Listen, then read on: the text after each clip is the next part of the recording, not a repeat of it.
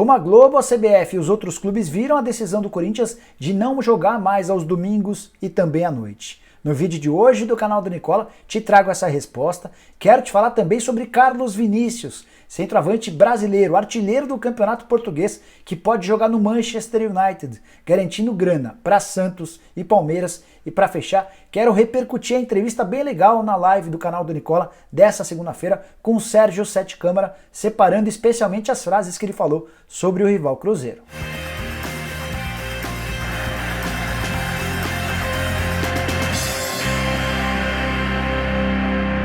Fala aí pessoal, sou o Jorge Nicola, bem-vindo a mais um vídeo do canal. E antes de passar as informações que eu prometi agora há pouco, alguns rápidos lembretes. Primeiro deles, queria pedir para você ver o vídeo até o fim. Se curtir, não esqueça de deixar um like e de se inscrever no canal.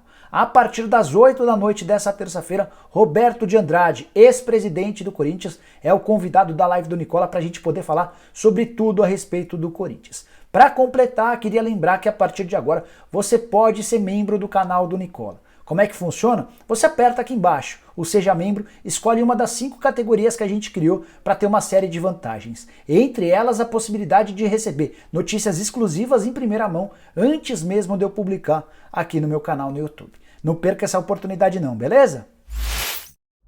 Quero começar o vídeo falando sobre a Portuguesa. Sim, meu time do coração tem reforço. Anselmo, centroavante de 39 anos de idade, jogador revelado no Palmeiras, é o primeiro reforço da Lusa pós-pandemia. Ele chega para disputar a reta final do Campeonato Paulista da Série A2, restam mais 3 jogos na fase de grupos com a classificação da Portuguesa. Para a próxima fase, ele continua disputando o mata-mata. O Anselmo vem do Sergipe, onde disputou nessa temporada 8 partidas e tem 5 gols marcados. Jogador que passou por vários clubes ao longo da carreira, na temporada passada defendeu o Santo André e o Água Santa. Ainda sobre a Lusa perdeu vários jogadores nos últimos dias, todos em fim do contrato. Mas há uma promessa feita dos atletas ao presidente Castanheira de que esses jogadores, caso a Portuguesa tenha interesse, vão retornar ao clube para disputar a reta final do Paulista da Série A2. Nesse exato momento, a Portuguesa conta com 10 jogadores com contrato.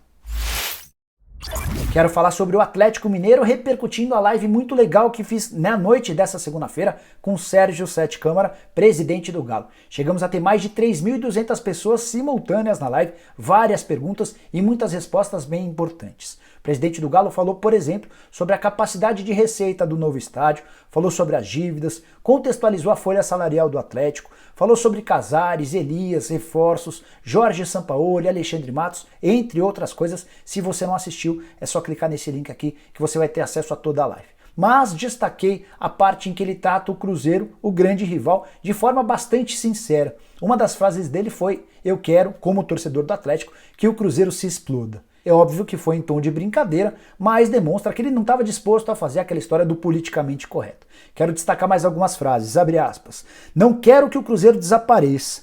Quero ganhar do Cruzeiro sempre para poder ligar para os meus amigos." Fecha aspas. Tem mais uma que eu destaquei.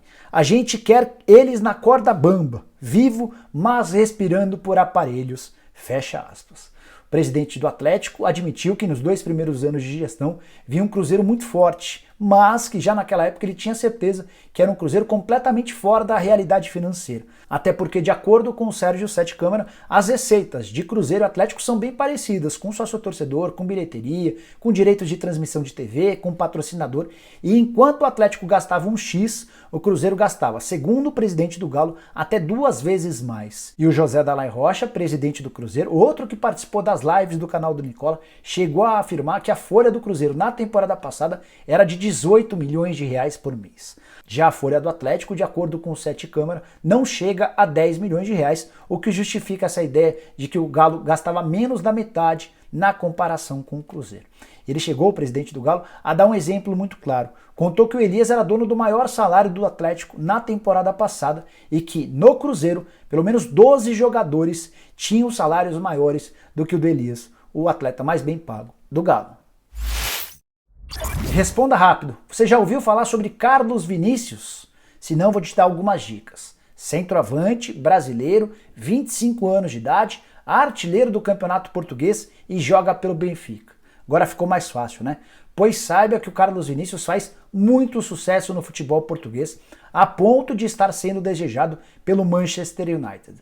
Não dá para dizer que há uma proposta oficial, mas o poderoso clube inglês já procurou o Benfica nos últimos dias e também os representantes do Carlos Vinícius com a ideia de fazer uma proposta oficial. O Benfica deixou bem claro que quer algo na casa dos 60 milhões de euros, sim, 60 milhões de euros para negociar o atacante. Atacante que acaba de ser contratado, foi comprado em agosto do ano passado por 17 milhões de euros.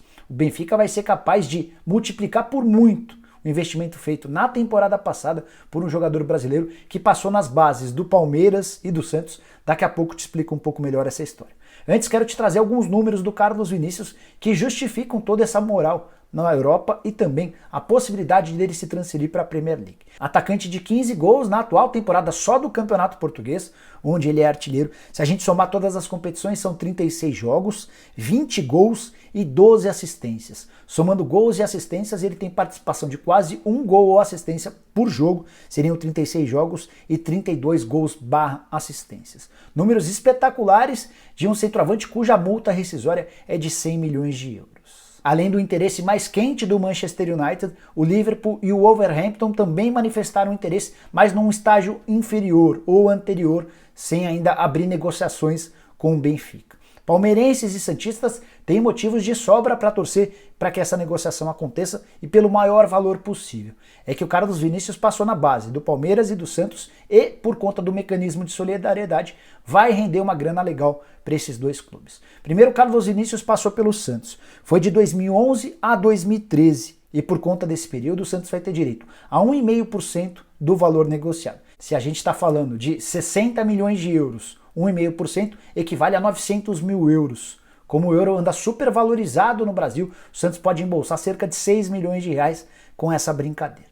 Já o Palmeiras, o período foi um pouquinho inferior. Ele passou os anos de 2014 e 2015, ou seja, uma temporada a menos na comparação com o Santos. E por isso ficaria com 1% do valor total do negócio, 600 mil euros, também bastante dinheiro para um jogador que passou no Palmeiras e quase ninguém sabe. Carlos Vinícius chegou a ser zagueiro na última temporada com a camisa alviverde. Não deu certo, foi para Goiás e de lá se mandou para a Itália, para Portugal e agora é um dos mais badalados jogadores brasileiros no futebol europeu.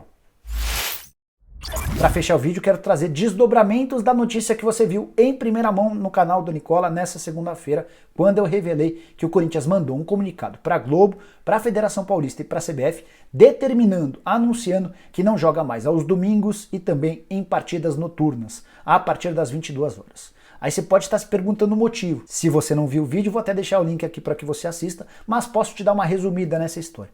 O Corinthians ficou muito chateado com a decisão da Justiça a favor do Paulo André, num processo que o ex-zagueiro do Timão movia contra o clube, pedindo, entre outras coisas, adicional noturno e uma verba extra por ter trabalhado aos domingos. Mais recentemente foi o São Paulo quem perdeu uma ação na Justiça contra o Maicon, o volante que hoje joga no Grêmio. Pelos mesmos motivos, a diferença está só na grana, o Maicon deve ganhar algo na casa dos 200 mil reais nesse processo contra o São Paulo, que ainda está em primeira instância. Já o Paulo André, em caráter definitivo, a decisão final da Justiça, teria direito a 1.200.000 reais. O Corinthians se acertou com o Paulo André por um pagamento de 750 mil reais parcelados. Importante dizer que em toda essa bolada de 750 mil, há também uma série de outras cobranças que ele fazia, como por exemplo em relação a verbas rescisórias. Bom, diante desses dois casos, o Corinthians, preocupado com a possibilidade de mais processos, decidiu que não joga mais aos domingos e também em partidas noturnas. Fui ouvir a Globo, outros clubes brasileiros e também a CBF para ver qual a posição de toda essa galera diante da decisão do Corinthians. Quero começar explicando sobre a Globo. A Globo disse que não há possibilidade de abrir mão do Corinthians jogando ao domingo ou nas partidas noturnas. Isso para a Globo está fora de cogitação. O que a Globo vai sugerir, vai tentar convencer o Corinthians a mobilizar outros clubes brasileiros para que todo mundo se junte e brigue na justiça para que esse tipo de decisão não ocorra mais. Essa vai ser a posição da Globo daqui para frente. Em relação a outros clubes, alguns dirigentes concordaram com a ideia do Andrés, embora entendam que o presidente corintiano esteja fazendo muito barulho e que na hora H vai acabar recuando, vai desistir dessa ideia de não jogar em determinados horários bastante comuns no futebol. A respeito da CBF e também da Federação Paulista, entidades responsáveis pelas organizações de Campeonato Brasileiro, Copa do Brasil e Campeonato Paulista, respectivamente. Ambas dizem que respeitam a posição do Corinthians, mas vão tentar, via diálogo, na base da conversa, convencer o presidente André Sanches a voltar atrás. De qualquer maneira, acho que o André já conseguiu que esse assunto viesse à tona, gerasse discussão. Torcedores de vários outros clubes que não corintianos se manifestaram pelas redes sociais, inclusive nas minhas, a partir do momento em que publiquei a notícia e o vídeo aqui no canal do Nicola, apoiando a decisão do Andrés, por entenderem que os jogadores não têm direito a cobrar na justiça verbas relacionadas a adicional noturno e também aos jogos no domingo. Afinal de contas, jogador de futebol está sempre se preparando, sempre sonhando em jogar no domingo, que é o dia mais mágico para o futebol brasileiro. Só para lembrar que daqui para frente é provável que os clubes brasileiros tomem mais cuidado e façam distinções em novos contratos em relação ao adicional noturno e também aos jogos nos domingos. Mas há a possibilidade de qualquer atleta nos últimos 5 anos recorrer à justiça cobrando essa grana dos clubes que os empregaram durante todo esse período. Esse é o grande perigo de toda a história. A possibilidade de uma enxurrada de processos contra o Corinthians, Palmeiras, Flamengo, Vasco, Cruzeiro, Grêmio, enfim, todos os clubes brasileiros. E como já há 2 jurisprudências, uma em caráter definitivo, a do Paulo André, e a outra ainda em primeira instância, vai haver um risco enorme de uma avalanche de processos. E aí os clubes certamente teriam enorme dificuldade em continuar existindo diante de tamanhas perdas. Bom, pessoal, eram essas as informações que eu queria dividir com vocês nessa terça-feira. Queria lembrar que a partir das 8 da noite, Roberto de Andrade, ex-presidente do Corinthians, é o convidado da live do Nicola. Espero que você me ajude a fazer perguntas para que a live seja bastante bacana. Queria lembrar também, ou convidar vocês a usarem o espaço para comentários, para deixar opinião, sugestão, dúvidas, críticas, seja lá o que for. E por último, mas não menos importante, para você que ainda não é membro do canal do Nicola, aperta no botãozinho aí, seja membro, dá uma olhada nas 5 opções, nas 5 categorias que a gente criou. Tenho certeza que alguma vantagem vai parecer bastante interessante para você. Beleza? Nos vemos às 8 da noite, tá bom? Tchau, tchau!